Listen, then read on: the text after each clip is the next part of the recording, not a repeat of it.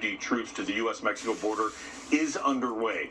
1,000 from the Army, 500 from the Marines will deploy to El Paso and to San Diego. That's on top of the 2,500 troops that are already stationed along the border. That number could balloon to as many as 10,000. Now, the troops won't act as law enforcement, but military planes, including C-17s and C-130s, will be used to deport migrants out of the country, starting with 5,000 from El Paso and San Diego. We also learned today that border agents have new powers. They will be allowed to throw people out who cross illegally instead of allowing them to come in and go through the asylum process.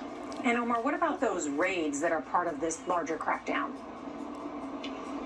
CBS News, Nora, has obtained an internal administration document saying that U.S. military bases may be used to house migrants before they are deported. And the Department of Homeland Security said that ICE agents will also be allowed to go into schools and churches to carry out operations. That's at the discretion of the ICE agents. That's a reversal of Biden administration policy that made those places off limits. And on top of all that, the DOJ sent a memo out to its employees who are working on immigration issues saying that if they don't work with law enforcement or have any objections, they could be prosecuted. Nora? A lot of important details, Omar Villafranca. Thank you very much. As of tonight, all federal workers who carried out diversity, equity, and inclusion programs are on paid leave ahead of being laid off as the Trump administration moves to wipe out DEI across the government. We get details from CBS's Weijia Jiang. This is a big deal. President Trump's order to end diversity, equity, and inclusion programs, or DEI, across government are now having real-world consequences for federal workers. Get radical left woke ideologies the hell out of our military and out of our government. In a memo first obtained by CBS News, the administration directed federal agencies to place all employees working in DEI roles on administrative leave by 5 p.m. today. Several federal workers in those programs told CBS News today they were reluctant to share their views publicly.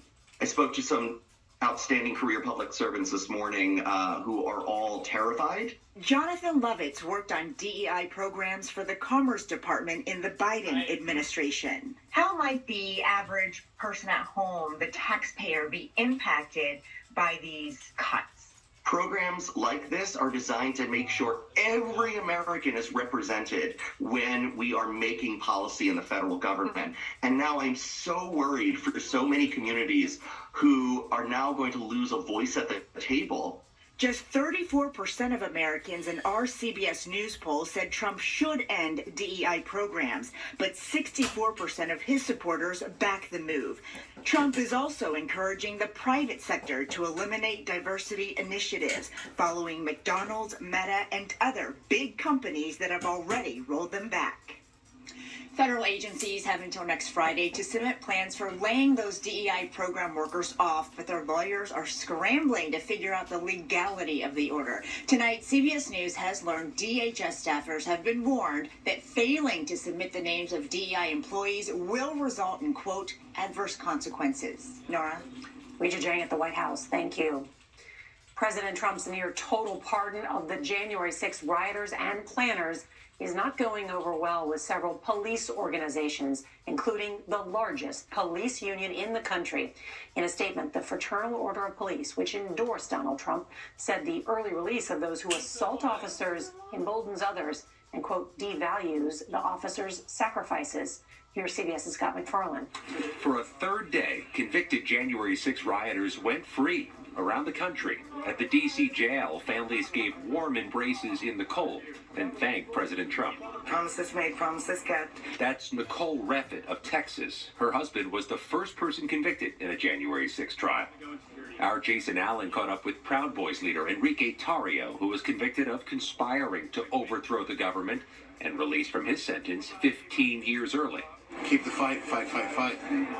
And violence is what people who testified against the rioters increasingly fear. Officer Caroline Edwards gave evidence against one of her attackers and posted today she's concerned for the defendant's ex-girlfriend since he was on parole for domestic abuse. And listen to this automated warning message. Please be advised that the offender with the last name of is scheduled to be released.